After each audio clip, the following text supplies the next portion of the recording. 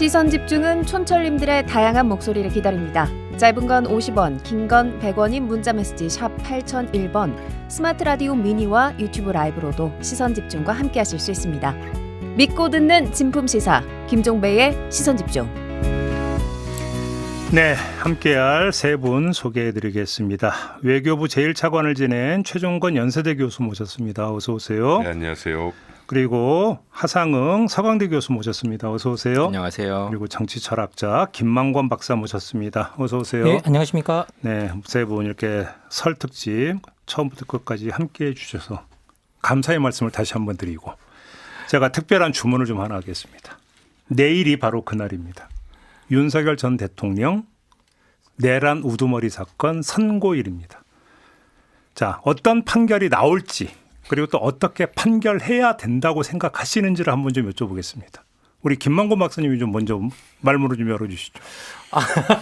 이거 제가 말문을 열어야 되는지를 모르겠는데요. 저는 당연히 사형 선고가 나와야 된다라고 저는 생각합니다. 사형 반대론자긴 하지만요. 우리나라가 실제로 집행은 안 되니까. 네. 하지만 이제 상징적으로 사형 선고는 필요하다고 생각하고요. 이번에 사실은 사형 선고 아니면 무기징역이라고 저는 생각을 하고 둘 중에 하나밖에 없으니까. 네. 그리고 지금 현재 한독수가 23년이 넘은 상태에서 지금 이제 내란 우두머리가 네. 그죠? 여기에 무기징역이나 사형 둘 중에 하나가 안 나온다면 그건 또 말이 안 되는 거고요. 그래서 저는 기본적으로는 사형 선고나 아니면 무기징역이 나올 거라고 생각을 하고 있는데 네. 모든 이런 내란을 다시 재발을 방지한다는 차원에서 이제 사형 선고는 좀 필수적이지 않을까. 그리고 1심에서 만약에 사형 선고가 나지 않으면 2심 그다음에 3심 가면서 또 어떤 결과가 나오면서 또 우리 국민들을 좌절시킬 수 있을지 모르기 때문에 네. 전 1심 선고가 상당히 중요하다고 생각합니다. 알겠습니다. 우리 하 교수님은 어떻게 보십니까? 그러니까 지금 말씀하신 대로 지금 이 경우에는 사형, 무기징역, 무죄 세 개 중에 하나잖아요. 그렇죠. 근데 이제 그렇죠. 마지막 거는 상상할 수 없는 일이고 사실. 예, 그래서 사형 아니면 이제 무기징역이 될 텐데 저는 상징적인 의미를 놓고 봤을 때에도 사형이건 무기징역이건 그건 큰 차이 없다고 생각을 하고 사실 판결문이 좀 이쁘게 나왔으면 좋겠습니다. 예쁘게 나오면. 그러니까 판결문이 좀 이제 한국 민주주의 혹은 더 나아가서 예. 세계의 다른 민주주의 국가에게 모범이 될 만한 그런 내용을 좀 담는 그런 문서가 좀 나와줘야지 이게 마지막 주문이 뭐다 여기에 그렇게 신경을 쓰는 것보다는 좀 내용에 신경을 쓸 수 있는 그런 기회가 됐으면 좋겠다라는 생각을 개인적으로 합니다. 교수님께서 여전히 지기현 판사에 대한 신뢰가 계시네요. 제가 그게 없어가지고. 주문이 더 중요하다. 예. 최 교수님은? 저는 사형 나올 거라고 기대하고 있고요. 네. 두 분 의견과 사실상 거의 같고요. 예. 그것이 상징적이든 실질적이든. 근데 사실 이거는 냉정하게 법리적 판단을 요구해야 되는 것이기 때문에 법리적으로 사형에 이를 만큼의 범죄를 저지른 것이기 때문에 네. 당연히 사형이 나와야 되고요. 그래야 우리나라 민주주의의 이런저런 이 좋은 모습에 대해서 대외적인 메시지가 나갈 수 있다고 봅니다. 알겠습니다. 이제 지금부터가 본론인데 역시 뜬금없는 질문을 한번 던져보겠습니다. 상상하기도 솔직히 얘기하면 상상하기도 싫은 거긴 하지만 그래도 일단 요 얘기를 풀어가기 위해서는 이거부터 한번 시작하는 게 좋을 것 같은데 정말 만약에 12.3 내란이 성공했다면 지금 이 시점에 대한민국의 모습은 어떤 모습이었을까요? 첫 번째로 이런 방송할 수가 없겠죠. 아마 저는 제 생각에 최종원 선생님 어디 딴 데 가 계실 것 같아요. 두 번째로는 좀 자다가도 벌떡 일어날 일이지만 네. 우리 앵커님하고 저하고는 이미 이 세상 사람이 아닐지도 모르죠. 아니 왜 같이 엮고 반국가 세력이었잖아요. 누가 제가요? 그렇죠. 무슨 말씀이세요? 윤석열 정부 3년 내내 사사건건. 예? 물론 정의롭고 좋은 일이었는데 우리가 그래요? 이제 상상하기도 싫죠. 자다가도 벌떡 일어나고 가위 눌릴 일인데. 그래요? 예. 그리고 반국가 세력이라는 용어가 심각하게 말씀드리면 정당한 용어가 됐겠죠. 그러겠죠. 네. 예. 공식 용어가 됐겠죠. 그렇죠. 행정 용어죠. 그죠? 그리고 사실 그 상황을 상상을 한다면 포고문 다시 한번 읽어보면 되죠. 그렇죠. 포고령 읽어보면. 포고령에 나와 있는 대로 했을 텐데. 그렇죠. 예, 제가 포고령 주면 읽어드릴까요? 하지 마. 명절에. 전공의들 다 복귀해야 되고. 그러니까. 예. 그 끝에 복귀 안 하면 처단한다잖아요. 처단. 처단한다. 그러니까. 자기 검열을 많이 했을 것이고요. 아 이렇게 얘기해도 되나? 그리고 뭐 경제 지표, 사회 지표, 민주 지표 다 최저로 떨어졌을 것이고요. 혹은 전쟁 날 수도 있었겠네요. 전 내전 가능성이 있다고 생각합니다. 바로 이제 지금 쏟아내고 계시는데 그거를 저희가 이제 신제국주의, 신권위주의라고 하는 틀로 한번 이제 세계사 흐름을 한번 살펴봤잖아요. 맥을 좀 연결을 지어가면서 좀 세분해서 한번 좀 제가 질문을 드려보고 싶은데, 자, 내란이 성공했다면 말 그대로 좋게 표현해서 권위주의 통치가 부활하고 더 본격화됐을 것이다. 이렇게 봐도 되는 거죠. 권위주의보다 더 심하지 않겠어요? 독재가 독재로 열렸다고 열렸겠죠. 봐야겠죠. 예, 뭐 유신보다 더 심한 혹은 뭐 전두환 시절보다 더 참혹한. 왜냐하면 우리 역행에 또 역행을 했었을 테니까요. 그렇죠. 상대적으로. 예. 그러면 뭐 차갑게 정책적으로 얘기했으면 뭐 정치 질서 재분류됐을 것이고 제도 재건설을 했을 것이고 네. 뭐 반국가 세력 처단이라는 용어가 일종의 슬로건처럼 됐을 것이고 그렇죠. 뭐 질서 유지, 공공 질서, 예. 뭐 다양성은 당연히 없었을 것이고 뭐 그렇게 되었겠죠. 그러니까 뭐 권력의 어떤 힘의 행사 방식이나 그 행사의 뭐 힘이라고 하는 게 결국은 역학관계에서 나오는 거니까. 예를 들어서 이제 과거 유신이나 전두환 때보다 어떤 시민들의 어떤 민주역량은 더 올라갔으니까. 그에 대한 반발의 힘은 또 당연히 더 이제 세졌다고 봐야 되니까. 그렇죠. 누르는 힘은 더 세졌겠죠. 그럴 어찌 보면 수밖에 유신 없겠죠. 정권이나 오공 정권보다 더 세졌을 수 있겠다. 이렇게도 분석할 수 있겠네요. 그러니까 그날 이제 보면 그 계엄군이 국회를 들어가고 네. 중앙선거관리위원회를 가잖아요. 그러니까 이게 민주주의가 아무리 쇠퇴를 하더라도 마지막에 유지하고 있는 제도가 선거인데 그리고 네. 그 선거라는 거는 무슨 일이 있건 상관없이 우리가 이미 알고 있는 스케줄에 따라서 몇 년에 어느 날 항상 열린다라는 그런 정규적인 그러니까 심장 뛰듯이 예, 그런 정규성을 가지고 운영이 되고 있는 선거를 지금 문제를 삼았다라는 거기 때문에 만약에 그 뭐 정책적으로 이야기했을 때 이제 그 친위 쿠데타죠. 그러니까 셀프쿠 이게 성공을 했다면은 우선은 국회 기능은 마비가 됐을 것이고 네. 그리고 선거도 사실 우리가 알고 있는 그 날에 치러지지 않거나 아니면 제도 자체가 바뀌는 상황이 발생할 수 있었을 테니까 네. 네, 사실 이제 그 부분이 민주주의의 기본적인 그 원리 자체를 이제 붕괴를 시키는 그런 방향으로 작용을 하지 않았을까라는 상상은 해볼 수는 있죠. 그렇죠. 실제로 뭐 저희들이 또 다양한 독재에 대한 연구를 보면 패턴들이 뭐 발견되는 게 몇 개가 있긴 있는데요. 실제로 이제 이렇게 친위 쿠데타를 일으키게 되고 그리고 뭐 또 다른 뭐 그 독재도 마찬가지지만 일단 이제 이런 쿠데타를 일으킨 사람들은 권좌에 있는 게 제일 안전하거든요. 그렇죠. 권좌에서 내려오면 이제 어쨌든 뒤에 사람이 처벌을 하든지 아니면 또 이제 뭐 민주적인 어떤 시대가 오면 그것에 따라 또 처벌을 받든지 하기 때문에 계속 권력을 유지하는 게 되게 중요해서 계속 이게 뭐 말씀드린 대로 아까 두 분께서 말씀해 주신 대로 결국은 의회 장악, 사법 장악, 언론 통제, 군과 경찰을 통한 이제 특히 또 비밀 경찰 같은 걸 동원한 사회 통제 그리고 이제 종래에는 뭐 자기들이 대통령 연장, 뭐 대통령 연임 철폐 제한 이런 식으로 가서 종신 집권 아니면 뭐 더 오랜 집권을 노리는 방향으로 가는 패턴들이 마련되어 있고요. 그리고 이건 사실은 이진관 판사가 판결문에서도 이야기했어요. 그렇죠. 세계사적으로 살펴보면 친위 쿠데타가 많은 경우에 성공해서 권력자가 독재자가 되었다고 하는데 실제로 이제 윤석열 이전까지 45건이 있었거든요. 그 윤석열이 들어가면서 이제 46건의 친위 쿠데타가 1945년 이후에 있었습니다. 2차 대전 이후에 있었는데 그 중에 놀랍게도 윤석열 이전까지 42건이 성공을 했어요. 오, 그랬어요? 예, 친위 쿠데타가. 오. 특히 친위 쿠데타가 성공률이 높습니다. 군부 쿠데타보다 더 높아요. 왜냐하면 권좌에 있는 사람이 쿠데타를 하기 때문에 그렇죠. 예, 훨씬 높습니다. 그래서 이게 훨씬 더 높은 거라 사실은 실패로 정말 그 실패한 게 정말 신기한 거죠 지금. 근데 이 실패한 케이스 중에 하나가 또 뭐냐면 뭐에 포함되고 누가 포함되어 있냐면요. 트럼프가 포함되어 있어요. 트럼프가 의회 공격을 당시에 이게 그 쿠데타로 분류가 돼 있더라고요. 셀프 쿠데타로 분류가 돼 있더라고요. 예, 그래서 이거 하나 들어가 있는데 그 정도 빼놓으면 정말 거의 모든 국가에 성공했다는 거잖아요. 그러니까 예. 저희가 어제 짚은 신권위주의를 짚으면서 민주주의 절체는 따르는 것처럼 보이면서 민주주의 규범을 다 파괴한다. 이야기로 이제 정리를 했잖아요. 근데 만약에 12.3 내란 성공했던 민주주의 절차조차 지켰겠을까? 그렇죠.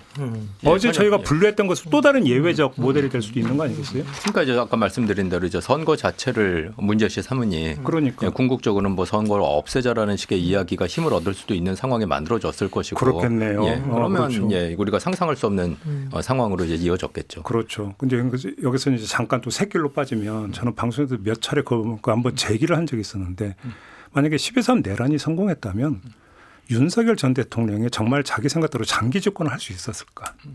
오히려 또 그 세력 내부에 그 누군가에 의해서 내지 군인에 의해서 제거됐을 가능성은 없었을까? 저는 갖고 있는 궁금증이요.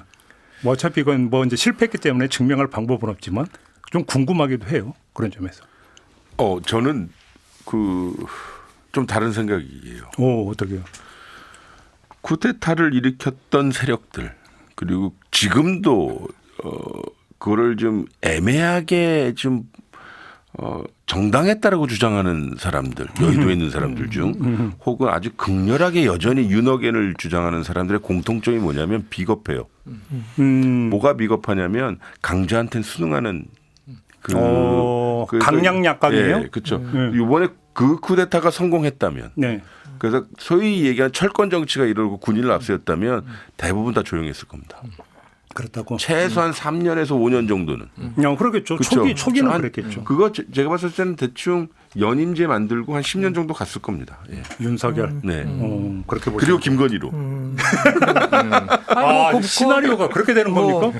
이게 정말 말도 안 되는 시나리오지만 불가능하지도 않았을 거라고 생각해요. 그렇죠. 저는. 다른 예. 나라의 예들을 보면 예, 다른 나라 예들을 예. 보면 오. 아니 뭐 그렇긴 한데 이제 뭐 그날 그 친일 쿠데타가 벌어지던 날 또 주목해야 될 것은 군이 그렇게 일사불란하게 움직이지 않았다라는 것. 그렇죠. 예, 그러니까 그렇죠. 이게 이제 하나는 뭐 명령 체계가 제대로 작동을 안 했을 수도 있는 거고 명령 체계가 제대로 작동을 했어도 군이 이걸 우리가 해야 되냐라는 그런 생각이 있었을 수도 있었던 거기 때문에 네. 이게 사실 그 별거 아니고 우리가 일상생활을 하면서는 인지하지 못하지만 국민 전체 국민 평균 차원에서의 그 민주 의식이 성장을 했다라는 게 주는 그 함의가 상당히 크다라는 거를 그날 이제 복귀를 해보면 다시 느낄 수 있다 이런 생각을 해봅니다. 또 한 가지는 이제 저희가 첫날 신제국주의를 얘기했는데 우리 최종건 교수께 먼저 질문을 좀 드려야 될 것 같은데 미국의 어떤 이 패권주의, 패권 질서로 자발적으로 걸어 들어갔을 것이다. 이렇게 전망을 하는 게 맞겠죠? 진단을 하는 게. 그것은 예전에 선례가 있어요. 비슷한 선례가 소위 전두환의 네. 선례죠. 전두환이 소위 이런저런 나쁜 짓을 한 후에 못된 짓을 한 후에 정권을 잡았지 않았습니까? 네네네. 그리고 레이건 대통령이 가서 모든 것을 사실상 다 내어줘요. 뭐 그러니까 미국이 원하는 체제에 앞장선 것도 뿐만 아니라 우리의 독자적인 뭐 소위 박정희 대통령 시절에 했었던 여러 가지 무기 개발 프로그램 네. 등등 뭐 그 다 맞아요. 예. 다 내어주거든요. 예, 예. 그리고 실제로 중국에 대한 정책이 많이 바뀌었을 거예요. 엄청 바뀌었죠. 소위 한미를 필두로 하여 그 최전방의 맨 앞장에 서서 이 중국을 때리는 역할을 했었을 거예요. 그리고 왜 그게 독재에게 중요하냐면 북한뿐만 아니라 중국과 같은 거대 세력이 비합리적이고 비정당한 정권의 적이 되어야 위협이 되어야 내부의 단합을 모색할 수 있거든요. 그렇기 때문에 저희 적대적 정책을 많이 펴서 그렇죠. 북한뿐만 아니라 중국에 관련해서도 이건 사실 거의 불을 보듯 뻔한 네. 상황이라고 봐야 되는 거죠. 뭐 실질적으로 이제 이렇게 정당성 없는 어떤 정권을 잡게 되면 자기보다 힘이 더 있는 사람으로부터 정당성을 부여받아야 되거든요. 그렇기 때문에 이건 사실은 미국 중심적인 체제 안으로 뭐 그냥 자발적으로 걸어 들어갔을 거고 네. 지금보다 더 많은 것을 바쳤을 텐데 저는 그런 상황을 생각하면 너무 또 끔찍한 게 뭐냐면 지금 트럼프가 동맹들을 때리고 있잖아요. 그리고 또 좀 약하고 좀 저자세로 나오면 더 때리고 있는 어떤 그런 상황인데 그럼 우리가 만약에 계엄이 성공하고 우리가 미국에 기댈 수밖에 없는 상황이 벌어졌으면 지금보다 훨씬 더 우리를 때리고 착취하고 최전방에 세우면서 갖고 놀았을 거라고 저는 생각해요. 좀 더 디테일 우리 하 교수님은 미국 정치도 전공하셨으니까 딱 이 그 12.3 내란 쿠데타가 미국 대선 직후에 그렇죠. 네. 저질러진 거잖아요. 예, 그러니까 예. 트럼프 대통령 당선자가 나온 다음이란 말이에요. 예, 예. 그러면 만약에 찾아갔다면 트럼프 대통령을 만났을 거 아닙니까? 예. 트럼프는 어떻게 나왔을까요? 사실 아까 뭐 다른 선생님들께서도 말씀하신 바와 같이 이제 트럼프는 기본적으로 약한 자에게 강하게 나오는 그런 스타일의 정치인이기 때문에 만약에 한국에서 친일 쿠데타가 성공을 했으면 그러면 엄청난 사회 혼란이 있었을 겁니다.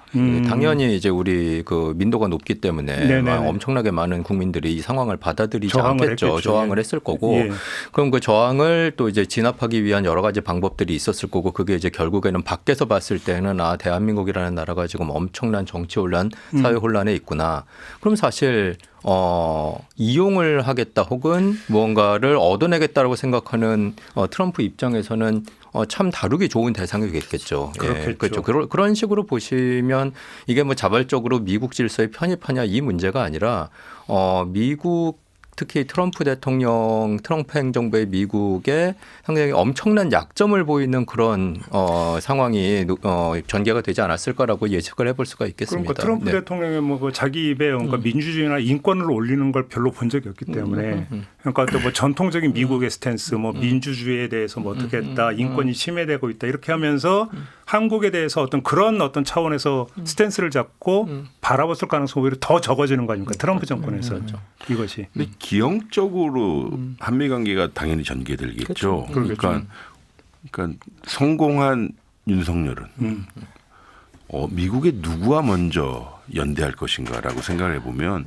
당연히 마가 세력이고 마가 세력 측의 복음주의 세력, 복음주의 세력이 상당히 극우적인 세력이고 그 극우적인 세력이 지금도 그렇지만 우리나라의 이단성 극우 세력과 연대를 통해서 왜냐하면 이게 실질적으로요 쿠데타가 실패한 그 다음 날 외교부를 통해서 보도에 의하면 미국의 자기의 그 쿠데타의 계엄 선포의 정당성을 설명하는 문구 중에 기독교 정신에 입각하여 뭐 그런 내용이 있다고 하는 거예요. 그러니까 아마 우리는 약간의 준신정 정치를 볼 수도 있었겠다. 그래서 미국의 누구라고 하면 행정부는 아마도 되게 드라이하게 할 수도 있겠지만 미국의 마가 세력, 복음 세력과 함께 좋은 그림을 내고 블레싱을 받고 하느님이 선택한 뭐 이런 식의 그림이 연출할 수도 있는 예를 들어서 거죠. 정광훈 목사나 손윤보 목사가 국가자문회의 의장 뭐 이렇게 맡고 뭐 이렇게 되는 겁니다. 국가 조창기도에 나타나고 국가 초창기도에 없애야 돼. 또 하나 북한과의 관계는 어떻게 갔을 거라고 보십니까? 일단 상당히 적대적으로 갔겠죠. 네. 방금 두 분 선생님 비슷하게 말씀하셨지만 외부의 위협은 나에게 매우 정당한 거거든요. 그러니까 이 남북 관계는 뭐 이미 제로였었으나 뭐 어둠의 세력 어둠 안에 있을 것이고 접경 지역에 이런저런 소요가 날 수도 있을 것이고 그리고 상당히 불안정해졌겠죠. 그걸 빌미로 하여 또 국내의 북한과 그래도 대화해야 되지 않겠습니까라는 사람들을 종북 세력을 규정해서 어마어마한 드자비를 했겠죠. 그렇죠. 이를테면 우리 앵커님이나 전화 같은 사람들 이제 왜 자꾸 엮어요? 왜? 고문당하면 아프대. 그러니까 정말 그럴 일이 있었을 거예요. 기본적으로 저희들이 내적 분열을 가장 잘 무마하는 게 외적 분열을 강화시키는 거잖아요. 외적 대립을 강화시키고 그쪽으로 관심 보내는 거고요. 그러려면 결국 우리는 제일 쉬운 상대가 뭐 바로 위에 있고, 그렇죠. 예, 그러면 북한을 활용할 거고, 그리고 북한을 그렇게 적대적으로 대하게 되면 자연스럽게 중국과 묶이게 될 거고요. 그러면서 정말 어떻게 보면 진짜 냉전 시대 때보다 훨씬 더한 긴장감 속에 지낼 수밖에 없게 되지 않을까라는 생각이 듭니다. 그러니까요. 그러니까 평양에 무인기 보내고 하면서 했던 그래서 이제 지금 대설표 보면 그때 북한의 그 대응이라는 게 오물풍선 보내는 걸로 대응을 했죠. 사실은 좀 절제되어 있었다.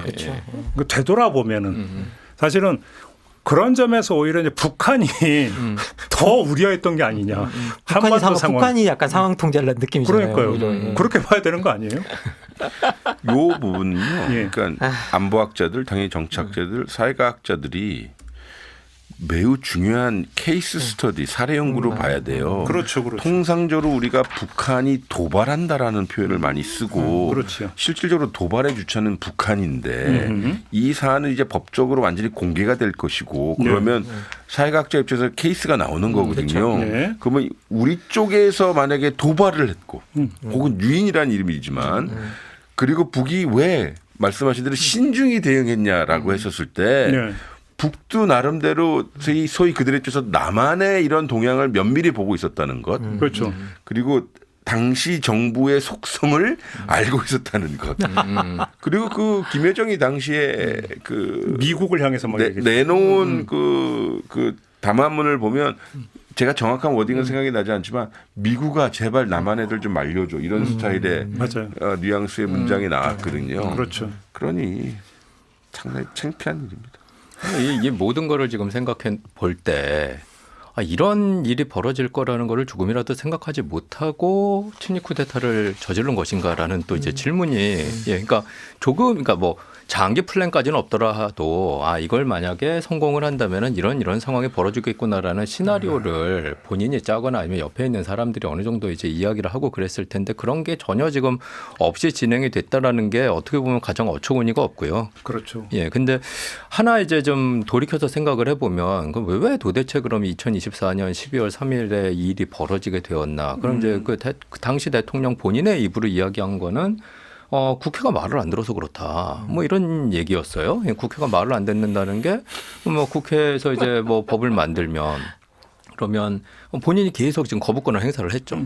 예, 그러니까 이제 국회에서는 윤석열 정부 당시 정부의 이제 그 공무원들을 상대로 이제 지명 받은 공무원들을 상대로 탄핵하겠다라는 얘기 많이 하고 그랬는데 이게 이제 교과서적인 정치학 논리에 따르면 정치 논리에 따르면 대통령이건 아니면은 정부 여당이건 그러니까 국회 다수당이건 이렇게 만나고 어떤 식으로 누가 먼저 연락을 하건 하여간 만나가지고 딜을 해야 되는 거잖아요. 그러니까 이제 이거는 내가 거부권 행사할 테니까 대통령으로 요거는 내가 안 하겠다 대신 그렇죠. 예, 뭐 이런 무리한 탄핵 시도는 하지 말아달라 뭐 이런 얘기가 돼야 되는데 정치를 할 줄 몰랐던 그러니까 거죠. 이제 제가 어제 그 전에도 이제 말씀드린 대로 이게 법의 논리에 충실한 사람들이 맞습니다. 정치를 하다 보니까 생기는 문제고 근데 여기서 제가 지적하고 싶은 건 뭐냐면 이 불씨가 안 꺼져 있다는 거죠. 그러니까 여전히 지금 우리나라 정치권에는 법의 논리에 충실하신 분들이 너무 많습니다. 알겠습니다. 잠깐만 끊고요. 전화를 말씀 듣고 얘기 좀 계속 이어가도록 하겠습니다.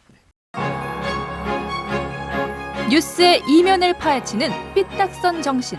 핵심과 디테일이 살아있는 시사의 정석. 여러분은 지금 김종배의 시선집중을 청취하고 계십니다.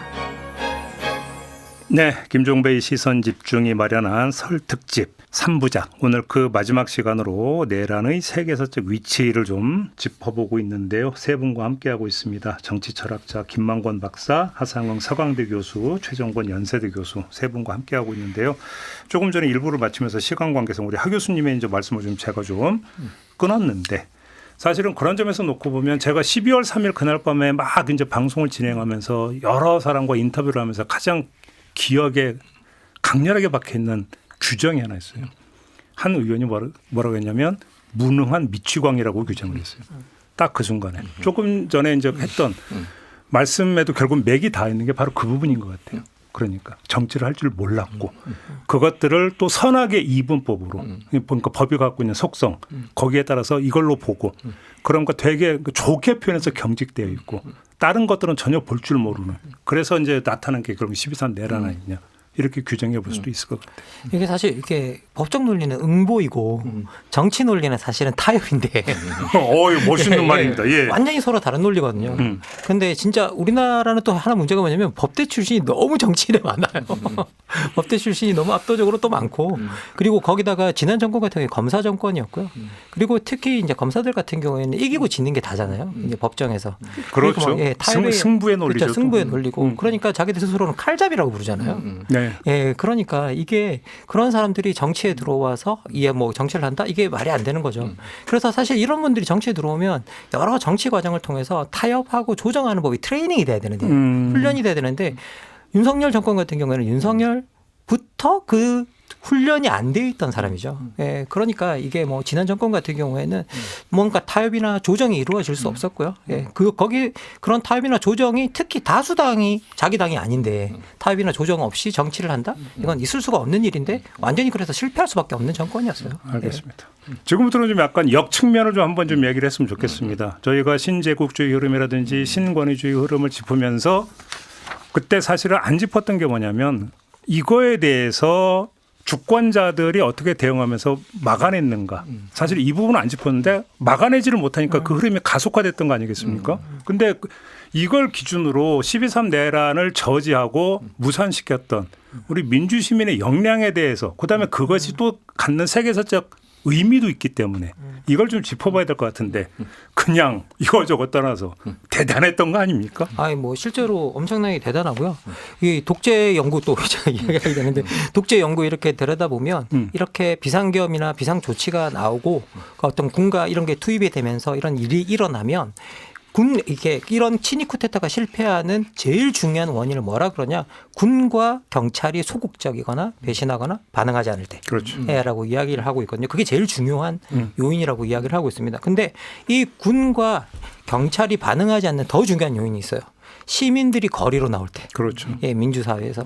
그리고 이걸 갖다가 이제 이게 데모크라틱 캐피탈이라 그래서 민주적 자본이라고 표현하거든요. 그런 그런데 표현이 이제 있어요? 민주적 자본이 이제 쌓여 있는 국가에서 이제 시민들이 거리로 나오게 되면 군과 경찰이 반응하지 않는 현상들이 일어난다라고 이야기를 합니다.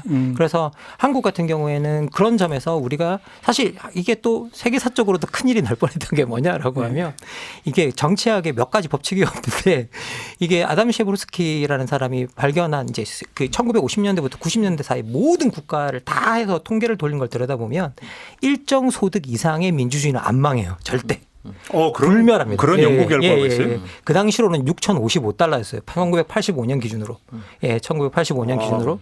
지금으로 좀 올라가긴 올라갔겠죠. 네. 그런데 이제 우리가 만약에 그렇게 됐다. 실패. 만약에 거기서 그 친위 쿠데타가 성공했다. 그러면 정말 그 아담 셰브르스키 같은 사람들이 통계로 사실은 다 증명하는 사람들이거든요. 그런데 그런 발견이 사실은 무효화될 뻔한 어떤 일들이 뭐 있었던 거였고요. 그래서 이제 우리 국민들이 가지고 있었던 그 아까 민주적 자본이라고 표현을 해드렸는데 사실은 민주적 의식 그리고 뭐 저는 모든 사람이 완벽하게 민주적 의식을 가질 수는 없다고 생각해요.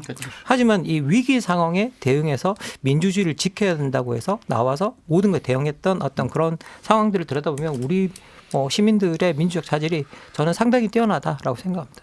그러니까 헌법재판소의 이제 그 탄핵 선고문 이런 데도 좀 나오지만 어떤 이게 실패했을 때에는 어떤 군의 어떤 소극적인 어떤 그 움직임 이런 것들이 있는데 군의 소극적인 움직임이 100% 순수 자기 의지로 자발적으로 나타난 것이냐 아니면 와 보니까 거기서 가로막고 있는 시민들의 여기서 가로막힌 것인가는 사실은 정밀하게 다시 정리가 돼야 되는 부분이죠. 후자를 빼놓고 얘기할 수 없는 거 아닙니까? 그렇습니다. 그래서 우리 군군 이렇게 얘기하지만 우리 뭐 화면으로 보았을 때 그 병사들 보면 대부분 20대 초반 중반 우리 병역의 의무를 하고 있는 또 다른 청년들이거든요. 소위 MZ세대들이고 그들은 그 과거의 역사를 학습했고 매우 다양한 민주사회에서 성장한 우리 동료 시민들이기 때문에 또 다른 동료 시민 집단을 총칼로 압박한다는 것은 내재되어 있지도 않고 또 그러한 조직 문화도 없고 그것이고요. 우리 김만건 선생님이 말씀하셨듯이 우리가 가지고 있는 민주 역량은 상당히 큰 잠재력인 것 같아요. 근데 이걸 누가 어기려고 하면 부글부글 끓는 것 같아요. 근데 이번에 나타났던 쿠데타 세력은 세상 어떻게 돌아가는지 몰랐던 거예요.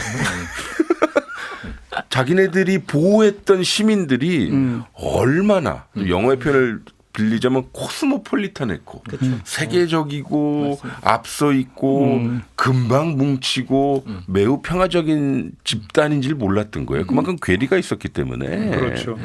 게다가 이 저항의 행태도 하나하나 이 새로운 스탠다드를 만들어내는 창의적 집단인지 몰랐던 거죠. 촛불이 있었는데 이번에는 빛이 있었고. 맞아요. 그러니까 이 상당히 그 괴리 있었던 집단이 그래서 망상과 호황에 있었던 사람들이 만든 것 같아요. 여러 가지로 좀 복기를 해봐야 되는데 지금 최종건 교수님께서 지적하신 그 부분은 조금 강조하고 싶은 게 그 계엄군으로 갔던 사람들이 다 20대 남성들이잖아요. 그렇죠. 근데 그들이 우리가 그냥 쉽게 이야기하는 20대 보수화된 남성의 스테레오타입과는 안 맞는 행동을 한 거예요. 그렇네요. 전혀 안 맞는 행동. 그러니까 이제 이런 부분이 사실은 좀 지적이 될 필요가 있다라고 생각을 하는 게 뭐 시민들 그 응원본 들고 나왔을 때 뭐 보니까는 뭐 20대 여자는 많은데 남자는 없대더라.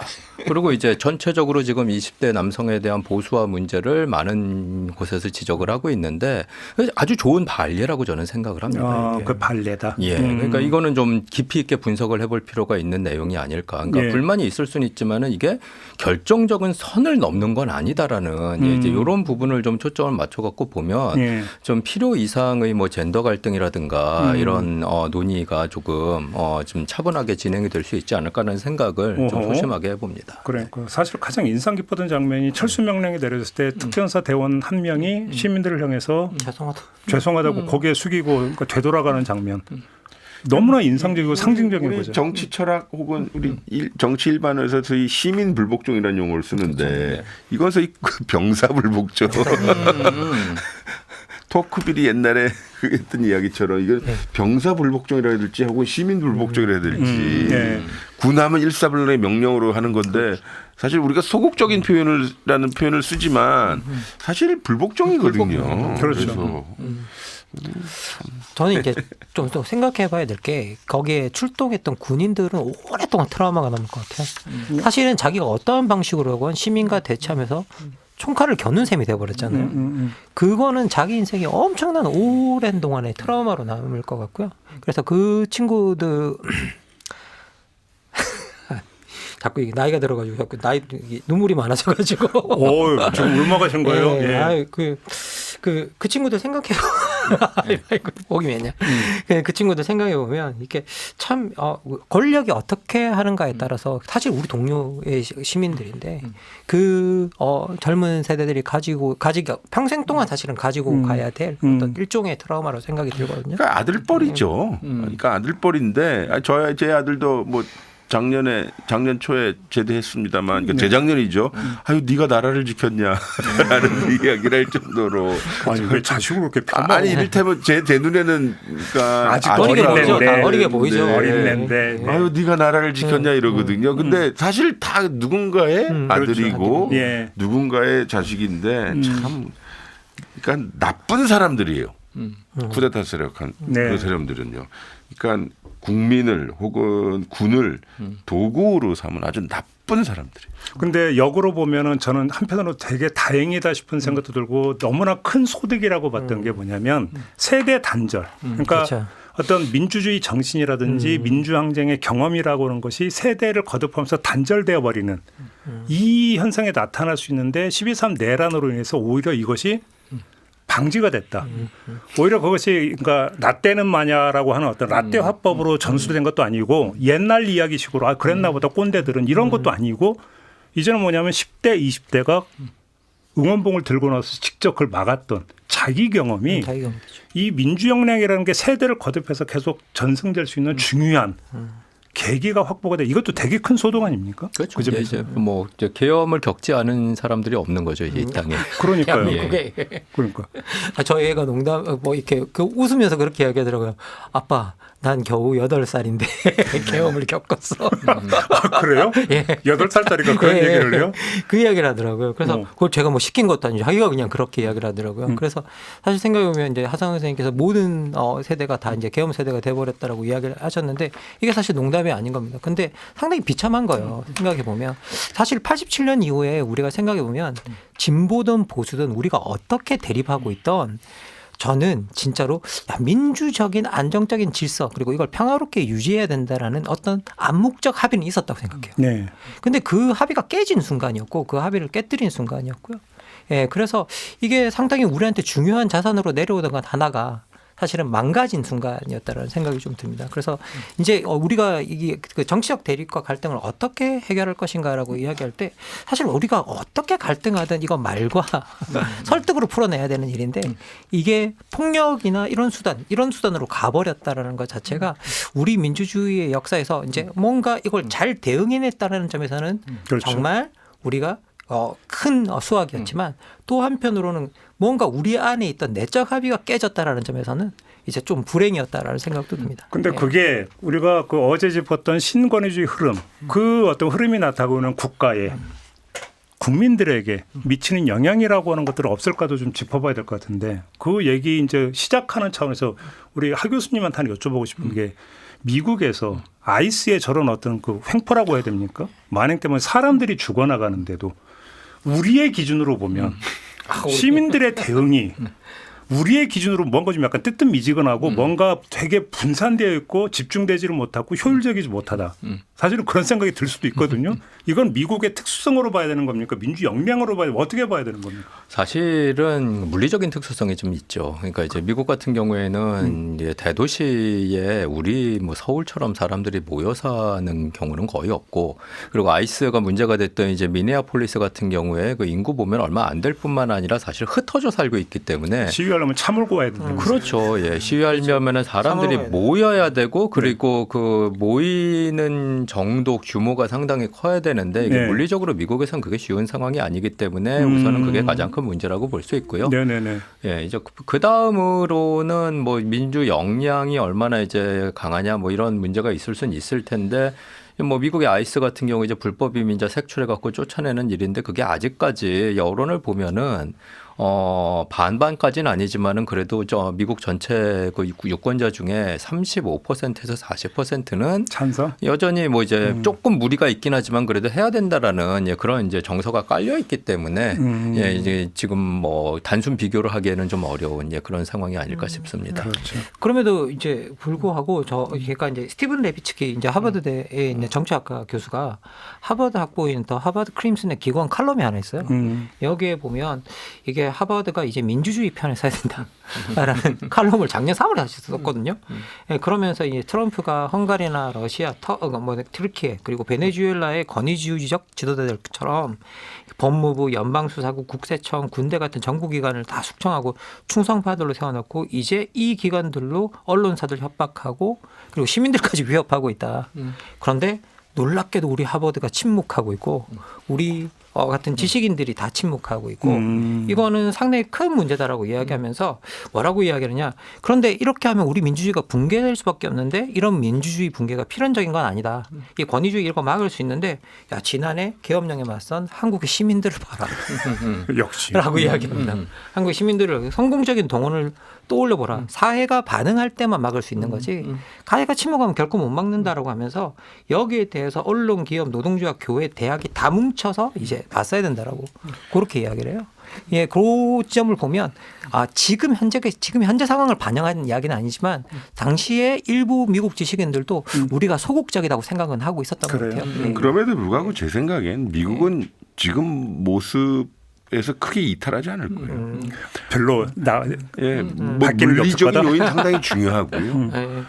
왜냐하면 제가 그렇게 말씀드리는 이유는 하버드 말씀하셨는데 요번에 트럼프 이기 통해서 배운 것들 중에 하나가 미국 대학은 매우 독립적이고 그 이를테면 학교 운영을 하는데 예산이 매우 이런저런 기부금을 많이 받아서 독립적이라고 생각했는데 연방 정부의 돈이 그만큼 많이 들어간다는 거예요. 그래서 콜롬비아가 맨 먼저 무릎을 꿇었고 그 다음에 하버드가 아이비리그 사립대학들이 연방 정부 보조금 때문에 그런 거예요. 우리나라하고 별로 다르지가 않네요. 그러니까 저 놀랐어요. 저도 놀랐어요. 그러니까 기부금이 상당히 많아서 한국의 사립대학도 미국 모델을 따라가야 된다라고 얘기하면서도 이 기부금의 형태가 지정위탁제이기 때문에 다른 데서 전용을 못해요. 그러니까 그래서 학교의 일반적인 예산은 연방정부에서 받아 쓰더라고요. 네. 제가 이 한 예를 들은 이유는 트럼프 행정부는 이걸 잘 알고 있기 때문에. 두 번째는 미네소타에서 발생되는 일, LA에서 그 전에 발생되었던 일. 그렇죠. 이런 것들을 보면 결국은 미국의 특성이 지역과 중앙이라고 하는 것이 너무 이질적으로 떨어져 있어요. 그러면 중앙에 있는 연방의회의 민주당 의원들이 막 난리를 치고 우리 같으면 국회에서 워크아웃을 하고 그래야 되는데 그런 거 없어요. 끼케 예산 가지고 셧다운을 몇 주 정도 했었을 뿐. 그러니까 야당 세력의 역량이 매우 저하되어 있기 때문에 내년 그러니까 올해 11월 선거 많이 뭐 지방 중간 선거, 예, 중간 선거 말씀하시는 분 많지만 저는 그냥 이대로 지지고 복구하면서 결국은 트럼프 대통령 이기는 이대로 끝날 것 같아요. 그러니까 계속 이 형태를 유지하면서. 제가 이제 이 방송 진행하면서 이제 해외 인터뷰를 좀 몇 차례 했는데 그래서 홍콩에서 어떤 그 시민들의 시위가 막 할 때 그때도 인터뷰를 했었고 미얀마 쿠데타 났을 때 했었고 이번에 이란 그래서 인터뷰를 했을 때 그때 이제 그분들이 공통되게 했던 얘기가 한국의 그 민주주의 역사를 다 얘기를 했어요. 광주를 이야기하고 87년 6월 항쟁을 얘기를 하더라고요. 그러면서 한국이 그런 것을 겪었고 또 선도적으로 모범을 보여준 국가 아니냐. 그래서 외면하지 말아달라. 관심을 가져달라. 목소리를 내달라. 지원해달라. 이런 이야기를 하더라고요. 저는 그런 걸 보면서 우리나라의 어떤 민주역량이라고 하는 것이 다른 나라에게 있어서 하나의 모범이 되고 있다. 내지 전형이 되고 있다. 그리고 수출되고 있는 거 아니냐. 무형으로. 이건 국뽕입니까 아닙니까? 뭐 국뽕이라기보다는 그냥 우리가 가지고 있었던 민주적 유산이고요. 자부심이라고 봐도 되는 자부심이라고 거죠. 봐도 되는 사실이라고 거죠. 봐도 되는 거죠. 뭐 국뽕 때문에 자랑할 만한 것도 뭐 자부심을 가져야 될 만한 거 안 가질 수도 없는 거고요. 그냥 저는 덜 알려져 있는 것이 그렇죠? 문제죠. 예. 오히려 덜 그렇죠. 알려져 있는 것이 문제죠. 오히려 우리 세대들이 몰라요. 우리 젊은 세대들이 잘 모르고 우리 강주를 잘 모르고 그리고 지금 현대사 교육 사실 학교에서 잘 안 되고 있고. 그래서 그 단적인 예로 하나를 들자면은 그 12.3 계엄 이후에 이제 대통령이 탄핵이 되고 헌법재판소에서 탄핵을 이제 확정하는 판결이 나오기 직전에 외신들이 뭐라고 얘기를 했냐면 야 이게 탄핵이 헌법재판소에서 확정이 돼도 폭동이고 안 돼도 폭동이고 외신이 그런 얘기가 왜냐하면 그들 기준으로 보니까 이제 너무 지금 갈라져 있는 한국 사회를 보니 이게 뭐 헌법재판소에서 그래 탄핵이다 아니다 그러면 이제 탄핵이다 그러면은 또 뭐 박근혜 대통령 이후 두 번째 하는 거고 아니다 그러면 또 이제 반발하는 세력이 이제 폭동을 일으키다 이렇게 할 건 이런 얘기가 돌았는데 정말로 놀라울 정도로 아무 일이 없었어요. 맞아요. 맞아요. 그러니까 이게 뭐냐면 역설적으로 외국 사람들의 눈으로 봤을 때는 한국 국민들이 저렇게 싸워도 법은 지키는구나. 라는 걸로 보일 수가 있는 거죠, 분명히. 왜냐하면 이게 만약에 다른 나라에서 이런 일이 벌어졌다라고 그러면은 폭력이 승복하지 나오고. 않는 측에서 폭력이 난무할 가능성을 배제를 못 하는 거거든요. 그러니까 우려를 했던 건데. 그렇죠. 근데 어떤 식으로 결정이 났는데 거기에 대해서 폭력적인 대응이 사회 내에서 발생하지 않았다라는 거 이런 게 사실 우리는 당연하게 보일 수 있지만 밖에서는 매우 특이하고 혹은 배워야 될 내용으로 그렇게 인식할 가능성도 배제를 그래서 못한다는 동부지법은 점. 잊지 않았으면 좋겠습니다. 그러니까 그나마 그러니까 서부지법 폭동 사태 같은 오히려 예외적인 경우. 서부지법, 동부지법. 그렇죠. 그러니까 저는 지금도 기억에 나는 게 헌재선 그러니까 탄핵 선고 있던 날 경찰이 이제 최고수의 가포 비상령 내리고 모든 어떤 경력을 전부 다 집중을 해가지고 뭐 완전히 쫙 통제하고 이랬잖아요. 그걸 만일의 가능성을 염두에 뒀던 거잖아요. 근데 그게 이제 기우였던 것인지 나중에 밝혀졌던 것이고. 그러니까 아직도 그러니까 뭔가 민주주의 규범이라고 표현을 해도 될 것 같은데 그것을 아직은 이게 완전히 무너지진 않았다. 대한민국. 오히려 그것이 다시 회복되고 있고 이렇게도 볼 수 있는 거죠. 그렇죠. 2021년 1월 6일 연방의사당 미국에서 있었던 그 그림이랑 비교를 해보면 명확하죠. 그렇죠. 그때는 뭐 저도 워싱턴 우리가 가보지 못했지만 사진이나 영상을 보면 정말 내전 상태 같더라고요. 정말. 그러니까요. 그러니까 좀 중간 정리를 하면 저희가 신제국주의니 신권위주의니 이런 것들 흐름을 짚으면서 그것을 어떤 태행적 어떤 흐름이라고 만약에 규정을 한다면 대한민국에서 나타났던 것은 오히려 퇴행적 기도를 완전히 저지시켜버렸던 그러면서 다시 순방향으로 흘러가게 만들었던 아주 그러니까 최근의 세계사적 흐름에서 보면은 예외적이고 또 한편으로 모범적인 그런 사례로 성격 규정할 수 있는 거 아니겠습니까? 좀 정리를 한다면. 맞습니다. 네, 예. 맞습니다. 설명절에 가장 어울리는 결론이네요. 그렇다고 해서 모든 게 지금 다 완결된 건 아니지 않습니까? 완결된 건 아니고 제가 오늘 이제 그 이 토크를 시작을 하면서 이제 내일 있게 될 내란 우두머리 사건에 대한 어떤 선고 이 이야기했던 게 사실은 그게 하나의 이제 매듭을 짓는 이제 그게 이제 중요한 하는 이제 또 계기점이 될 것 같은데 그것까지 봐야 되는 것이겠지만 아무튼 흐름으로 놓고 본다면 12.3 내란이라고는 아주 제한된 그 범위 안에서만 살펴볼 게 아니라 큰 그림으로 놓고 보더라도 대단한 의미를 가지고 있는 지난 1년이었다. 이렇게 좀 규정을 할 수 있을 것 같아요. 네. 그런 점에서. 알겠습니다. 조금 전에 이제 제가 말씀을 드린 것처럼 그럼에도 불구하고 내란 종식, 내란 청사는 아직 완결되지 않았다. 지금 그러면 아직 남아있는 과제가 무엇인가. 요 얘기를 좀 이제 마지막으로 좀 해야 될 것 같은데요. 근데 본격적으로 하기 전에 일단 총괄식으로 아까 세 분은 공이 뭐 유죄는 말할 것도 없고 사형 선고가 나올 것 같다라고 전망인지 희망인지는 모르겠으나 아무튼 하셨습니다. 그 선고가 갖는 그럼 역사적 의미는 어떻게 되는 겁니까? 좀 정리를 해 주신다면. 첫 번째는 제 관점에서 보면 권력은 잡은 자들은 그것이 뭐 대통령부터 뭐 군까지 과연 누구에게 충성을 해야 되는 것인가, 무엇을 지켜야 하는 것인가에 대한 일종의 리마인드가 될 것 같아요. 이번 내일 선고가 그러한 식으로 우리가 예상한 것처럼 난다면. 네. 그러니까 제가 법리적 판단이 매우 중요하다라고 말씀드린 이유는 다시 법으로 돌아가야 된다는 것이죠. 감정적으로나 정치적으로나 사회적으로나 이미 우리는 재단을 했으나 네. 가장 법리적으로 차갑게 냉철하게 사형이 난다면 결국은 권력을 남용하고 헌법을 어기고 그리고 국민에 대해 이 억압하려고 했던 세력들이 결국은 누구에게 충성을 해야 되는가에 대한 법적 판단이 의미가 있는 것이겠죠. 그래야 우리 민주주의가 더더욱 견고해지는 거겠죠. 사실 이제 민주적으로 선출한 권력들이었잖아요. 그렇죠. 그런데 이 민주적으로 선출한 권력이 자기 권력을 남용해서 민주주의를 망가뜨리는 짓을 한 겁니다. 근데 실제로 이제 저희들이 권력을 이야기할 때 권력을 쓰는 걸 생각하는데 사실 권력의 진정한 본질은 권력을 어떻게 제한할 수 있는가. 그렇죠, 그렇죠. 이거죠. 예. 결국은 이 선고가 권력을 어떻게 제한해야 되는가에 대해서 민주적으로 선출된 지도자들에게 하나의 메시지를 줄 것이다라는 걸 명확하게 생각을 하고요. 그 점에서 내일의 선고가 아주 중요하다라는 생각이 듭니다. 하 교수님은 좀 정리해 주신다면. 저는 사실 항상 이제 정치학 그 수업을 할 때 이야기하는 내용 중에 하나가 정치에서는 선례가 중요하다.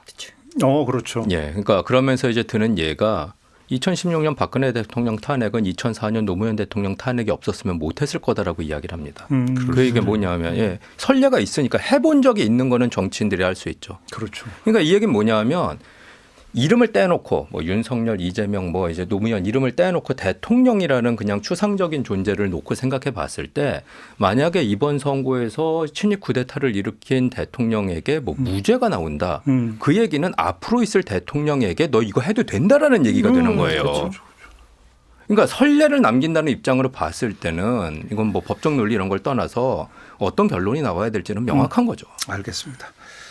자. 설 특집 3부작 오늘 마지막 편 진행하고 있는데요. 자, 여기서 잠시 끊고 2부 좀 마무리하고요. 3부로 이어가도록 하겠습니다. 잠시만요. 네, 김종배의 시선 집중 2부 마무리하고 8시 3부로 이어갑니다. 잠시만요.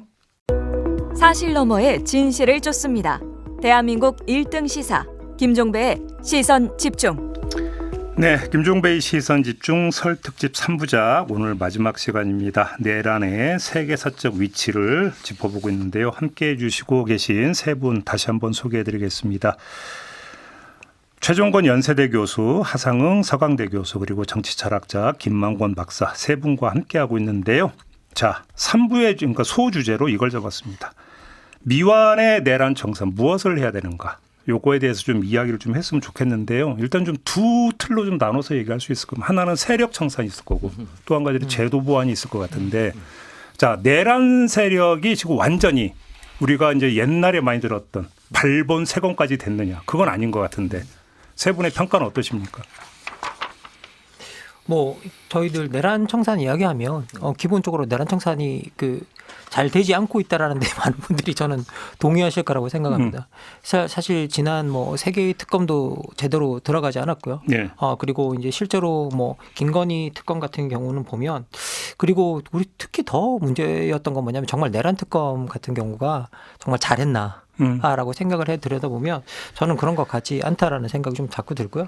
그리고 김건희 특검 같은 경우에는 뭐 정말 검사들이 제대로 조사나 수사나 했는지를 잘 모르겠다라는 생각도 뭐 저는 개인적으로는 듭니다. 그러면서 이번 판결 같은 경우도 우리가 판사를 비난하고 있지만 이제 비난하시는 분들이겠지만 사실 판사를 비난하기 전에 검사들은 얼마나 잘 특검이 얼마나 그것들을 잘 뭐 공소를 하고 기소를 하고 그렇게 했는가를 들여다보면 뭐 거기도 문제가 있는 것 같고요. 그리고 더 떠나서 군부가 사실은 여기에 가담을 했는데 이 군부들을 어떻게 우리가 청산하고 있는가라고 했을 때 실제로 뭐 몇 명이 구속되었다는 것 이후에 구속된 자들에 대해서도 판결이 지금 제대로 안 나오고 있거든요.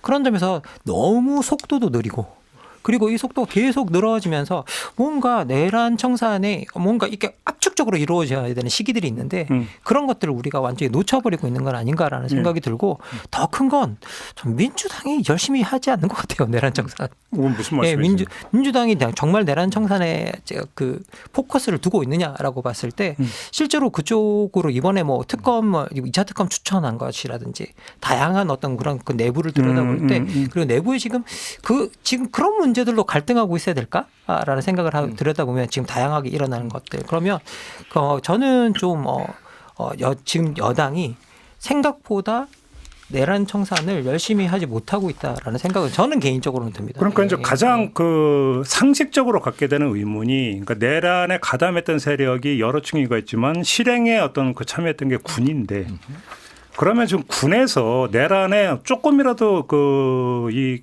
개입을 하고 동원이 됐고 했던 끝까지 지금 파헤치는 그게 아닌 것 같아요. 그래서 이제 근데 이거는 그나마 이제 국방부가 조사본부를 지금 했고 이제 준장으로 승진했죠. 박정훈 준장이 지금 본부장 맡아서 지금 하고 있다고 하니까 특검에서 미처 규명하지 못하고 찾아내지 못했던 내란 잔존 군 내부의 잔존 세력까지 싹 다 뒤질 수 있느냐. 이게 지금 하나의 과제로 지금 이제 나와 있는 것 같고요. 그런 점에서. 그다음에 우리 최종권 교수께는 청와대에서도 일을 하셨기 때문에 좀 여쭤보고 싶은 게 정말 참 의아한 게 네. 윤석열 정부 때 그때는 청와대가 아니죠. 용산에 있었던 참모들 이런 내란에서 거의 다 비껴갔거든요. 이게 과연 있을 수 있는 일인가 상식적으로만 생각해 보면 좀 되게 의아한 부분이 너무 만약에 이게 보세요? 사실이라면 그들이 주장했듯이 대통령 참모로서 저희는 몰랐어요 라고 한다면 그 청와대는 정말 당나라 청와대였죠. 네, 용산. 용산 대통령실이었죠. 뭐 사담입니다만 그 사람들이 청와대에서 용산으로 옮겼었을 때 이런저런 이야기가 있었는데 결론적으로는 용산이 터가 더 안 좋았나 보지요. 결국은 옛날 같으면 삼족을 멸해야 할 사람들인데. 그렇죠. 근데 제가 드리고 싶은 말씀은 군 말씀하셨는데 결국은 이걸 다 하면서 관료 집단 내에 있는 소위 기회주의자들에 대한 어떠한 스탠스를 잡느냐도 중요할 것 같아요. 그렇죠. 그렇게 더 넓게 볼 수도 있죠. 당연히 이 숙군 작업 필요하고 제가 몸담았었던 외교부에서도 이 계엄의 정당성을 전 세계 방방곡곡 설파하라는 전문이 나갔었을 정도라고 하니 보도에 의하면 그때 적극적으로 얘기했다는 사람들도 있었다는 거 아니에요. 그러면 어쨌든 퉁쳐가지고 이 관료 집단의 기회주의적인 이걸 어떻게 속아내야 될지에 대한 정치적 판단이 있어야 되는데 저는 아직 잘 모르겠어요. 왜냐하면 그 사람들 일 잘했잖아라고 판단된 사람들 기용하는 모습들이 이래저래 보이고요. 그것은 좀 무섭기도 하고요. 상징적인 게 그거잖아요. 12.3 내란에 반발해서 사표를 던진 사람은 딱 한 명밖에 없다. 네. 뉴욕 법무부 감찰관 말고는 그 누구도 사표를 던지지 않았다. 아니되옵니다라고 얘기한 사람도 없다. 이게 지금 어떤 관리사의 민낯 아닙니까? 그것이. 그리고 저도 상당히 놀랐는데 지난주인가 지지난주에 이제 국회에서 개최된 어떠한 토론회에 간 거예요. 제가 토론자로. 근데 갔더니 놀라운 게 이제 예편한 군인 장교들이 많은 행사였어요. 갔더니 어떤 분이 말씀해서 국민 계몽이라는 용어를 쓰는 거죠. 그래서 아니 제가 제일 싫어하는 게 국민들에다 계몽을 붙이는 건데 누가 누구를 감히 계몽합니까?라는 식으로 토론이 붙었는데 일상에서 나오는 그 언어조차가 결국은 국민에 대한 이 태도가 상당히 불순한 분들도 많아요. 제 말씀 뭐냐면, 그러니까 그러면 현역들은 어떻게 우리가 이 숙군해야 되느냐의 문제죠. 그러니까 촛불혁명 끝나고 들어섰던 문재인 정부에서 적폐청산 때문에 오히려 문재인 정부가 안 좋아졌다라고 주장하는 것을 우리 당시의 민주당에서도 비판을 받았는데, 그러니까 이게 정치적 판단 영역이 될 거예요 분명히. 근데 이거는 사안이 조금 달라 보이는 것이 내란을 했기 때문에. 그렇죠. 이건 내란이잖아요. 내란을 할 것은 사실 사법적 판단의 영역이었고 영역이고 그러면 거기에 관련된 사람들은 뽑아내어야 상당히 의미가 있을 텐데 글쎄요. 아유 이게 참 쉬운 일은 아니라는 생각이 드네요. 뭐 아직 뭐 이게 이제 그 최종 결론은 아니겠지만 국방부 같은 경우는 12.3 내란에 한 1,600여 명이 동원이 됐고 뭐 관여자 180여 명을 색출을 했다. 뭐 이런 식의 이제 중간 정리는 있었다고 하는데 색출도 중요하지만 행위가 구체적으로 어떤 행위가 있었고 이게 이제 개통상에서 나온 것이냐.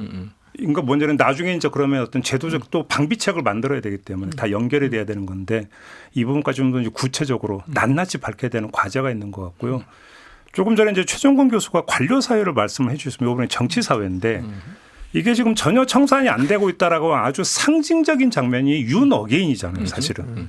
이거는 청산이 아니라 계승 아닙니까? 윤 어게인은 이 현상을 어떻게 평가하세요, 하 교수님? 그게 어떻게 막겠습니까, 그거를? 근데 이제 정말 그 고려해야 될 게 이 청산 그 특정 이제 정치 세력 혹은 지금 이제 케이스 같은 경우에는 친일 쿠데타를 일으켰거나 거기에 이제 동조한 가담한 그런 세력을 청산하는 것 이거는 사실 좀 깊이 생각해 봐야 될 것이 이제 과거에 역사들을 봤을 때 청산 당한 세력이 크면은 언젠간 다시 부활합니다. 그래요? 그렇지 않습니까? 예, 역사를 보면은 이게 그러니까 문제가 뭐냐면 청산은 해야 돼요. 이건 맞는데 얼마나 정확하고 깔끔하고 빠른 속도로 단기적으로 해야 되는가가 중요한 거지. 그렇죠. 이거를 뭐 세워라 내워라 계속 이제 색출을 해가면서 다 잡아내겠다라고 그러면은 그게 장기적으로 봤을 때는 그들이 또 하나의 세력을 구축을 해서 지금 정치 권력을 잡고 있는 세력이 약해졌을 때 또 다시 이제 정치의 중앙 무대로 올 수 있다라는 그 점을 좀 고려를 해야 될 것 같아요. 제가 하나 예를 들자면 예. 사실 그 저도 이제 꾸준히 그 제가 개인적으로 부족한 역사 공부를 아직도 계속 하고 있는데 아주 유명한 책입니다. 그 토니 주트라는 사람이 쓴 포스트워 그 전후세기라는 어마어마하게 두꺼운 책이 있는데 그 책이 이제 책인가 보구나. 예, 벽돌 책입니다. 예, 우리나라로 번역되어 있는데 우리나라는 두꺼워서 두 권으로 되어 있습니다. 예, 근데 그 책에 이제 아주 흥미로운 장면들이 많이 나오는데요. 제가 지금 말씀드리고 싶은 건 이거예요. 2차 세계대전이 끝났습니다. 그리고 이제 독일이 아는 대로 갈라져서 서독 동독으로 갈라졌어요. 1952년, 그러니까 즉 45년이 이제 7년 지난 그 시점, 1952년에 서독 지역에서 설문조사를 합니다. 네. 근데 거기에 무슨 문항이 있었냐면은 우리 서독에 유대인이 한 명도 없었으면 좋겠냐.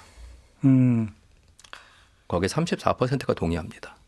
그래요? 그다음에 히틀러에 대해서 1952년 서독에서 히틀러에 대해서 여전히 긍정적인 감정을 갖고 있는 사람이 25%예요. 어이구. 52년에요. 52년. 바로 직후인데도. 그렇죠. 야, 7년 후나. 7년 그렇죠. 후나. 이 사람들을 다 제거할 수 있나요?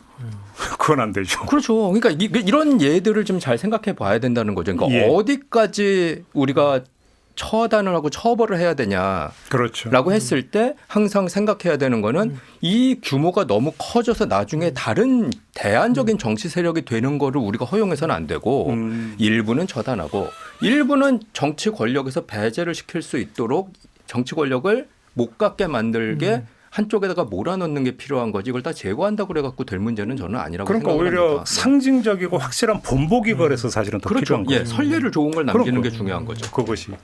그러니까 이거는 뭐 연좌제이기 때문에 정당했다 뭐 이런 얘기를 하려고 끝내는 게 아니라 옛날에 삼족을 멸한다는 얘기가 왜 나왔는지가 어떤 맥락인지는 이해가 되는 측면은 있어요. 그렇죠. 근데 그때는 이제 전제주의 국가 시대고 그러니까. 지금은 민주주의이기 때문에 그러니까 그렇죠. 성립이 논리가 안 다른 되는 거죠. 거고. 네. 다만 그 정도로까지 강력한 어떤 상징적인 어떤 본보기를 통한 경고의 메시지는 분명히 필요하다라는 것이죠. 근데 그 범위가 좀 좁아야 된다는 거죠. 그렇죠, 예. 그렇죠. 당연히. 근데 저는 잘 모르겠어요. 그 범위가 지금 넓은지도 모르겠고 지금 현재 우리가 하는 게 넓은지도 모르겠는데 문제는 뭐냐? 아까도 이제 하상욱 선생님께서 말씀해 주셨듯이 이런 거 질질 늘어지면 안 되거든요. 그런데 컴팩트하게 처리해야 되는데 이 과정이 계속 늘어지고 있어요. 근데 이것도 상당히 큰 문제입니다. 세력 말고 두 번째 제도 부분을 하나 여쭤보고 싶은 게 내란 직후에 특히 민주당 중심으로 어떤 이야기가 나냐면 이 내란을 겪으면서 개헌의 필요성이 더 커졌다. 그래서 계엄을 방지하는 개헌이라도 해야 된다는 목소리가 많이 나왔었어요. 그죠? 계엄 해제 절차를 좀 더 신속하고 확실하게 하기 위한 어떤 헌법 조문의 수정이 필요하다 이런 얘기 많이 나왔거든요. 이거 하나의 예로 지금 드리는 말씀이세요. 근데 어느 순간에 공중에 붕 떠서 더 이상 얘기 안 나와요. 그러니까 이런 어떤 12.3 내란과 같은 어떤 이런 기도를 사전에 차단하기 위한 사실 제도적 방비책이라는 것도 되게 중요한 거고 이건 정치권이 담당해야 되는 몫이잖아요. 근데 이 얘기가 쏙 들어가 버렸어요. 이 점은 어떻게 평가하십니까? 저는 솔직히 약간 이해가 안 되는 부분이 뭐가 있냐 하면은 그러니까 지금 그 관련해서 그러니까 우리가 이제 그 12월 3일에는 국회의원들이 모였잖아요. 한 장소에 모여갖고 거기서 이제 계엄 해제 결의를 했는데 뭐 혹시 조금 더 체계적으로 내란 혹은 그 친일 쿠데타가 이루어져서 네. 국회의원들이 모일 수가 없다 여의도에 이런 상황도 있을 수 있으니까 지금 국회 내에서는 어떤 얘기들이 있었냐면은 이제 원격 회의 같은 것도 우리가 좀 생각을 해보자 제도적으로 마련해서 비상사태인 경우에는 여의도에 모이지 않고 뭐 이제 그 가상 공간에 모여서 확인한 다음에 거기서 이제 의결을 해도 의결한 걸로 하자 뭐 이런 식의 논의가 진행이 되었던 것까지는 알고 있습니다. 근데 이거는 제 생각에는 지금 야당에서 정확하게 얘기를 해야 되는 상황이 아닌가 싶어요. 이게 왜 그러냐면 정말로 어마어마한 얘기긴 하지만 지금 현재 상황에서 만약에 친일 쿠데타를 일으키면 누가 일으킵니까? 주권 세력이 그러니까요. 그러니까 지금 야당에서도 얘기를 해야 되는 거 아니에요. 그러니까 이게 논리상으로 그렇죠. 논리상으로 봤을 때는 그러니까 이게 이해가 안 되는 게 왜 이 대통령이 계엄을 선포하는 걸 좀 더 어렵게 만들어야 된다라고 논리적으로 얘기해야 되는 세력이 오히려 더 가만히 있는지 저는 그게 이해가 안 되는. 이게 앞으로 지금이야 뭐 넘어간다고 하도 10년, 20년 후에는 어떻게 될지 모르는 상황인 건데. 지금은 안 할 것 같고 자기는 나중에 하고 싶으니까 그러겠죠. 근데 이게 패턴이 비슷한 게 사실은 그 박근혜 탄핵 국면이 있었고 문재인 정부가 출범했고 출범하면서 적폐청산 작업이 이루어졌고 적폐청산 작업의 거의 주통로가 사법적 처리였어요. 근데 여기까지에 대해서 사실 그때 박근혜 세력도 아무 소리 못하고 따라오다가 어느 순간부터 목소리를 내기 시작을 하는데 근데 제 기억으로는 그때 당시에 여야 가리지 않고 공통되게 지적했던 게 뭐냐면 적폐청산 중요한데 이게 뭘로 가야 되냐면 제도화로 가야 된다. 근데 제도화 모색이 지금 너무 더디고 안 돼 수월해지고 있다. 이런 지적이 있었거든요. 지금 나타나는 패턴도 지금 비슷한 패턴이 나타나고 있는 게 아닌가 싶은 생각이 들거든요. 아마 저도 정서적으로 마찬가지인데요. 아마 그 이유는 소위 내란 우두머리에 대한 소위 사법적 판결이 완료가 안 되었기 때문에 소위 그 국민의힘에서는 사법적 판단이 완결되면 제도적으로 완비하겠다라는 정치적 이유를 두는 거 아니겠어요? 아니 혹시 그 대법원 판결까지 봐야 대법원 된다 판결까지 이렇게 이야기할 것 같은데요. 저는. 아주 그렇게 얘기합니다. 아니 그렇죠. 최근에 있었던 대정부 질의에서도 그렇게 저쪽 당 의원들은 얘기하시더라고요. 그러니까요. 근데 그 문재인 정부 때 제 기억을 더듬어 보면 어쨌든 위수령은 폐지시켰어요. 네 맞아요. 그래서 이번에 위수령을 활용할 수 없었던 이유 중에 하나가 제도적 장치인 것 같아요. 근데 이것도 중요해 보여요. 그러니까 계엄을 방지하는 제도도 중요하지만 그러니까 또 탄핵 이후에 들어설 정부에 대한 그 대통령 선거 절차는 헌법에 있거든요. 60일. 근데 당선이 되면 바로 그 다음날도 출근해야 돼요. 정보고 선거. 그러면 결국은 어마어마하게 바쁜 정부가 돼요. 그렇죠. 제 말씀은 뭐냐면 이 계엄과 같이 비상적으로 탄핵이 되고 새롭게 정부를 수립해야 되는 그 과정에서는 그러니까 인수위와 같은 기능이 발동될 수 있는 시간적 여유 혹은 제도적 장치가 있어야 그래야 이 탄핵 이후에 들어서는 그 다음 정부가 탄핵의 원인을 소멸시키거나 청산시킬 수 있는 제도적 정치가 돼야 되는데 그게 좀 없거든요. 근데 그거는 좀 상황적 요인상 불가피한 부분이 있을 것 같아요. 뭐냐면 대통령 탄핵까지 이루어졌다는 것은 사실 국가 비상 상황으로 봐야 그렇죠. 되거든요. 권력 공백기죠. 네. 그는 국가 비상 상황에서 예를 들어서 어떤 그 최고 권력이 취임되지 않은 권력 공백 상태를 유지를 시키면서 뭔가를 준비하게 한다면 거기서 무슨 일이 또 뭐냐면 가변적 요인이 너무 최대화되어 있는 시기이기 때문에 국가에서는 어쩔 수 없는 이 부분도 좀 있는 것 같아요. 국가에서는 그 권력이 없는 상태, 공익이가 제일 위험한 상태거든요. 그렇죠. 그래서 최대한 어떤 권력들이 안정적인 상시적 권력들이 있게 만들려고 하는데 지금 그 비상 사태에서 그걸 정리하고 새로 대통령을 뽑았는데 만약에 인수위 기간까지 또 공백기가 생긴다, 이거는 이제 그 기본적으로는 잘 바라지 않는. 뭐 상상의 영역이긴 한데 이를테면. 당선이 돼도 취임의 시간을 약간 공백을 좀 준 다음에 그렇죠. 그런 뭐 어떤 2, 3주 정도라도 운영의 근데 면허도 필요하겠죠. 그러니까 뭐 이재명 정부도 그랬고 문재인 정부도 그랬는데 취임 후 그 다음 날 출근해서 그 텅 비어 있는 청와대를 12명이 접수했거든요. 문재인 정부 같은 경우는. 지금 같은 나 이재명 네. 대통령 네. 취임한 날 청와대 가가지고 아니, 아무것도 없어요. 용산에 아무것도 없어. 아무것도 없어요. 했던 그 장면이 지금도 기억이 나요. 진짜 아무것도 없었다고 하고 저희도 아무것도 없었고 심지어 대통령 관저에 들어가지를 못했어요. 왜요? 거기 들어가서 대통령 내외가 살 수 없는 환경이었었으니까요. 그러니까 뭐 심지어 거울의 방도 있었던 걸로 기억하고. 뭐요? 거울의 방 아니, 뭐요? 그러니까 말이 그런 건데 이제 큰 전직 거울? 대통령이 이제 운동하실 수 있는 방이요.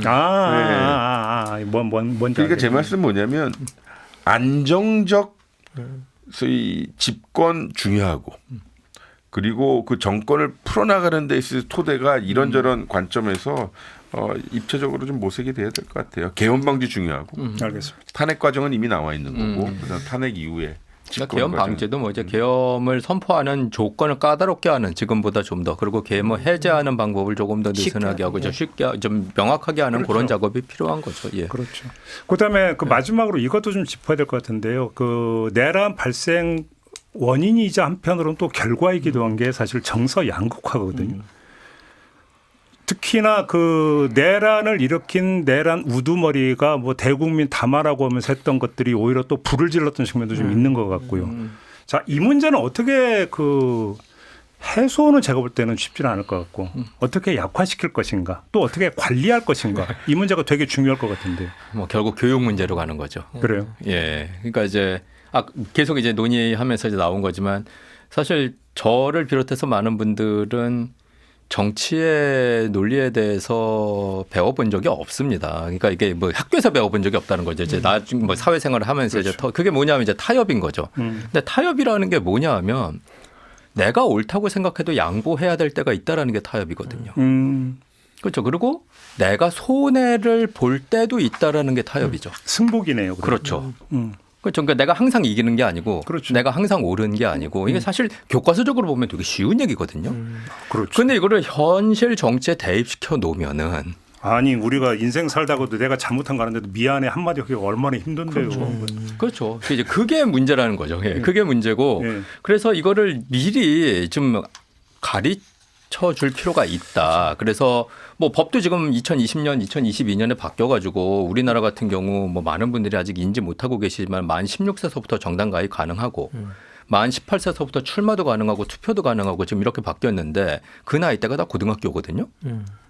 근데 고등학교에서 정치 교육하자 그러면은 못하게 해요. 우리 이전 시간에도 그 얘기 잠깐 했잖아요. 예. 오히려 더 갈수록 더 힘들고 더 힘들어지고 그렇죠. 있잖아요. 예, 그러니까 고등학교 선생님들이 정치 얘기 못하고 이건 정말로 기형적인 일이라고 생각을 합니다. 그러니까 미리 얘기를 하고 토의를 할 수 있는 장을 만들어서 아니 너 얘기가 항상 옳다는 건 아니지만 일리가 있고 뭐 근데 그러면 이제 뭘 할 거냐 뭐 이런 논의를 해야죠. 그래서 저도 이제 그 학교에 있으니까는 뭐 정치학 개론 수업을 하면 항상 내는 이제 과제 중에 하나가 정말로 당신이 대통령이 됐을 때 하고 싶은 거 5개를 적어내라고 먼저 한 다음에 그 다음 과제로는 그 5개 중에서 2개를 버리려고 하냐면 뭘 버리겠냐라고 얘기를 해요. 정말 어려운 과제인데. 정말 어려운 거예요. 두 개를 버려라. 근데 이걸 못 하는 거예요. 그러니까 뭔가를 버려야 교환을 하고 그렇죠. 타협을 하는 거잖아요. 대학교 1학년생들도 과도한 과제 아니에요? 대신 이제 채점은 안 하겠다라고 아니 합니다. 뭐 정치학 박사도 어려울 과제인데. 아니 사람의 심리가 떡은 양손에 다 줘야 되는 것이. 저는 이 부분은 좀 약간 선명성이 더 중요하다 봐요. 그래요? 뭐 타협 뭐 이렇게 말씀하시고 뭐 중재인데 이 건 12.3 내란과 관련된 건에서는 사실과 그리고 책임은 명료해야 한다. 헌법을 유린하면 안 돼. 쿠데타하면 안 돼. 그렇죠. 헌법 지켜야 돼. 네. 이것을 위반한 자들은 이러이렇게 처벌해야 된다라고 하는 그 라인이 더더욱 선명해져야 돼요. 근데 이것에 대해서 이런저런 아니요, 뭐, 맞죠. 헌법 기준은 거는 타협의 대상이 아니죠. 어쩔 그래서 수가 이게 없었어요. 뭐 양극화가 있었잖아요. 뭐 국회에서 이런 문제가 있었잖아라고 하는 말이 있으면 그건 안 돼. 근데 우리 교수님은 세계 곳곳을 누비셨으니까 네. 교수님이 직접 보고 겪으신 바로는 우리나라의 정서적 양극화 정도가 다른 나라하고 비교하면 뭐. 어떤 것 같아요? 우리는 양반이에요. 양반이에요? 오늘 저는 정치 양극화가 요번 12.3 사태를 불러일으켰다라고 하는 주장에 대해서는 철저히 반대해요. 허황된 인간 하나가 나타난 것일 뿐이에요. 정치 양극화는 어딘도 있어요. 영국 같은 경우는 정치 양극화가 심해서 브렉시트 했잖아요. 트럼프를 2번이나 당선시킨 미국이 있잖아요. 네. 아니, 그러니까 양극화가 아니라 오히려 하나의 그룹 가는 게 더 문제예요. 우리 옆 나라 일본 보세요. 아 오히려 하나로 몰려가는 게 더 문제. 그럴 수도 그렇네. 있죠. 역설적으로 우리나라만 네. 아시아에서 좀 넓게 얘기하면 권력 교체가 일어났죠. 정권이 여야가 예. 총선, 지방선거, 대선을 통해서 주기적으로 바뀐다는 우리밖에 없어요. 그렇죠. 정기적으로 네. 주기적으로. 예. 근데 그게 민주주의 핵심입니다. 지는 정당이 나오고 그리고 권력 교체가 일어나고 해야 되는데 실제 전 뭐 일본이 진짜 민주주의인가 들여다보면 잘 모르겠고요. 그리고 일본 교육 내용 보면 민주주의를 언급하지 않아요. 진짜요? 예, 거의 언급하지 않습니다. 독도는 많이 언급하면서. 거의 언급하지 않는 것도 볼 수 있고 그리고 우리나라 같은 경우는 정말 어떻게 보면 민주주의에서 좀 우리가 과거의 제3세계라고 부르는 이제 더 이상 그런 그 호칭을 쓰지 글로벌 않지만 사우스. 그래서 글로벌 사우스라고 부르는 사우스에서 뭐 글로벌 예, 뭐요? 글로벌 사우스. 사우스 과거의 제3세계 뭐 이렇게 제3세계라고 불러요. 그렇게 불러요 요즘은. 예. 이제 여기 이 부르던 지역에서는 유일하게 어떻게 보면 선진적인 민주 체제로 이제 돌아가고 있는 국가 중에 하나고요. 그래서 뭐 어떻게 보면 지금 뭐 다양한 문제가 일어나고 있지만 그럼에도 불구하고 우리가 잘하고 있다라는 거 맞는 것 같고요. 그리고 정서적 양극화 이야기 계속 우리가 이야기하는데 실제 하상원 교수님도 제가 지난 뭐 다른 프로에서 이거 다 싸운다 모든 국가가 다 이렇게 갈려 있다. 그리고 과거 역사를 들여다보면 안 그랬던 적이 거의 없다. 모든 국가가 문제는 이걸 잘 다루어내는 정치의 능력이지 갈려 있다라는 게 아니다인데 그게 핵심인 것 같습니다. 그러니까 저는 그 상징적인 장면 중에 하나로 본 게 12.3 내란이 터지고 민주시민들이 응원봉을 돌고 바로 거리로 쏟아져 나왔지만 이른바 자칭 보수 애국 세력은 몇 날 며칠을 지켜봤어요. 나오지도 않고. 왜 그러면 지켜봤을까를 보면서 저는 어떻게 추정을 하냐면 이게 맞는 거야? 라는 그렇죠. 이른바 자칭 보수 애국 세력 결국은 이건 아닌 것 아니야? 이런 생각을 했기 때문에 멈칫했던 게 아니냐. 근데 그것이 또 일부에 의한 선동, 몰아가기. 결국 거기에 또 자극받은 부분은 있지만 그렇게 놓고 본다면 어떤 공통분모가 있다. 우리 사회에는. 그렇게도 해석할 수 있지 않을까 싶은 생각이 좀 들어요. 예. 그러니까 그게 이제 또 배경이 우리나라 같은 경우에는 이제 뭐 불행일 수도 있고 다행일 수도 있지만은 인종, 종교 이런 기준으로 해갖고 크게 이제 사회가 구분되어 있지는 않기 그렇죠. 때문에 그렇죠. 그래서 사실 이제 다른 나라에서 이제 양극화 심한 나라들 보면은 결국에는 그걸로 이제 귀착을 하거든요. 그렇죠. 그래서 뭐 그러니까 기본적인 공통분모는 있는데 그리고 극단적인 목소리야 뭐 어느 사회나 다 있는 것이고 근데 이제 강조드리고 싶은 건 이제 극단적인 목소리가 정치 중앙 무대로 나오는 것만 잘 견제할 수 맞아요. 있으면 맞아요. 그러면은 제가 봤을 땐 큰 문제가 없다. 충분히 자랑스러워도 된다고 생각해요. 예. 코로나 극복했고 그리고 내란 극복한 그렇죠. 동료 의식이 강한 시민 사회가 된 것 같아요. 네, 우리 최종권 교수님이 결론을 내려주셨기 때문에 제가 결론. 네, 저는 사족을 붙이지 않고 여기서 끝내도록 하겠습니다. 우리 세 분 교수님 설 연휴 3일 내내 이렇게 아주 귀하고 소중하고 깊은 말씀 나눠주셔서 다시 한번 감사를 드리고 설 특집 3부작은 이렇게 마무리하도록 하겠습니다. 세 분 감사했습니다. 고맙습니다. 감사합니다. 네, 김종배의 시선 집중 설 특집 모두 마무리하고 내일 다시 일상으로 돌아가서 여러분 찾아뵙겠습니다. 고맙습니다.